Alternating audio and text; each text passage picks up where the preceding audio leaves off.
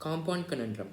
While the waiver of the interest on interest is welcome, the MSMEs need more help. So, first of all, waiver means a rejection or a surrender. So, a waiver on interest of interest. It actually means that the government during this period, as Diwali is coming, it is deciding not to focus so much on the interest, but that's very good and nice, yeah, and everyone will welcome it. But there is one major problem for the people who are having MSMEs. So so those people will need more help. The center scheme to bear the difference between the compound interest and simple interest on retail and MSME loans availed by borrowers whose aggregate outstanding borrowings were less than 2 crore rupees between March 1st and August 31st has come not a day too soon. So the center scheme to bear the difference between the compound interest and simple interest on retail and MSME loans. So the center has started a scheme. In this scheme, it has started to differentiate it is started to differentiate find a difference between the compound interest and the simple interest on the retail and MSME loans, which are availed by the borrowers whose aggregate outstanding borrowings so the borrowings which were done by the borrowers were less than 2 crores, and this happened between August 31st and March 1st. Has come not a day too soon. So we actually didn't know this as soon as it happened. It took some time, and only then we came to know it. In spelling out the norms for lenders to identify eligible beneficiaries and then ensure that the extra interest on interest be refunded by November 5th, the government has clearly been spurred by the Supreme Court's admonition to expedite relief to small borrowers. So, in spelling out the norms for lenders, so the lenders should lend their money to the people. They should lend their money wisely. They should lend their money in such a way that they'll be benefited, and the people who take it also will be benefited. And then ensure that the extra interest on interest be refunded by November 5th. And also the borrower should refund the money which was given by the lender by November 5th. The government has clearly been spurred by Supreme Court's admonition to expedite relief to small borrowers. So the government is doing this because Supreme Court has recently told the government to do so, and to help the small borrowers, the government is doing this. With the top court having referenced the approaching festival of lights, when said the common man's Diwali was in the government's hands, the center has ended up setting a really tight deadline of less than 2 weeks for banks and NBFCs to credit the differential amount to the borrowers' accounts. So, as I said before, Diwali is coming, and because of that, the banks have told the bankers to give all the money back to the borrowers, so that they could celebrate the festival. And it also said that the deadline is 2 weeks. So, in less than 2 weeks, all the banks should give away the money to the borrowers.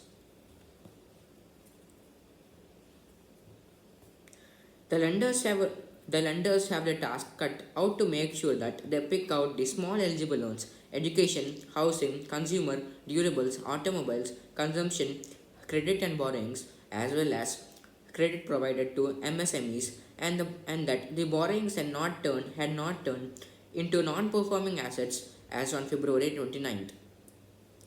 So we actually read some of it.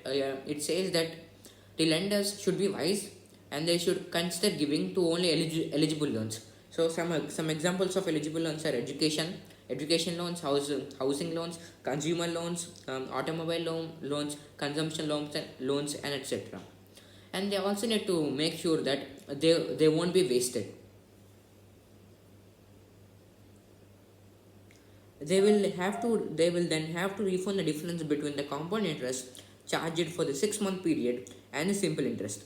So the borrowers they should give the money back with both compound interest on and simple interest on it. In making all In making all the specified borrowers eligible for the ex gratia, the government has sought to ensure equity between those who may have availed for the repayment moratorium and others who had opted to continue their servants to continue their service to their borrowings. Um, in making all the specified borrowers eligible for the extra gratia. So the government actually showed so much equity here. It just did not give the it just it actually decided to give the money to everyone and showed equity. But it did not show any discrimination. It gave the ex gratia to everyone. Ex gratia means a money which is not necessary to give, but if you give it will show some good intention. So ex gratia is that type of thing or money. Um, so the government gave that ex gratia, and it also showed equity between everyone.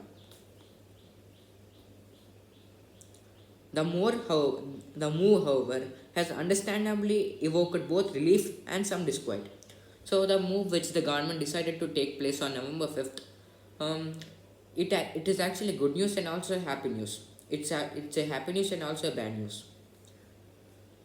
Retail borrowers, especially those who continue to meet their EMI commitments notwithstanding the disruptions caused by the pandemic and lockdowns, stand to marginally benefit from the government's payment and will be a relieved lot. On the other hand, the MSMEs may find assistance far too small to make a material difference given the scale of the economic hardship they had to endure, from demand destruction to material and labor shortages and regulatory woes. So, as we read, this move it could be a happy news and also bad news. So when I say bad news, it's not totally bad news. It's not as good as it could be. So there are two cases. The first one is in the case of the people who have continued to pay the same amount of EMI, to pay the same amount of EMI every month and also which is correct. So those people who are doing that correctly, those people will benefit a lot from the government's move, because they will benefit a lot from the government's move, um, because they need to work so much hard. They need to work very hard to stand up with their EMIs, even in the time of the economic shortfall, which was caused by the coronavirus. And the second case is of the MSMEs. So these people work really hard, and the move which was carried out by the government could be too small to make any change in the MSMEs. Given that these businesses provide substantial direct and indirect employment and also generate valuable tax revenue, it would have made far greater economic sense for the government to have characterized them separately. So the MSMEs, the people who own it, the they provide substantial and direct employment, and they do a lot of things, and they have many regulatory problems or woes. So in their case, the government, it should have specifically considered them as a separate part, so that the government could have done as a big move for them. The additional fiscal impact should be seen greater against the benefit that would accrue were even a reasonable number of these enterprises to remain viable and resume their contribution to the national economy. Also, the 2 crore rupee limit for retail loans provides succor to not just vulnerable borrowers but creates moral hazard by benefiting the well-heeled too. So the 2 crore loan limit which is given by the government, it is not only the people who are suffering very much. It is also for the people who are well settled even in the time of lockdown, because both of them really need to work really hard for the to maintain their consumer payments in the time of this lockdown. So both of them will obviously have a very big relief. All eyes will now be on the court when it resumes hearing the matter next month. So, as I said, the court will give it the court will make the move on November 5th, which is next month. So everyone will be very interested to be at the hearing, or even to know, or even to know the hearing. Thank you.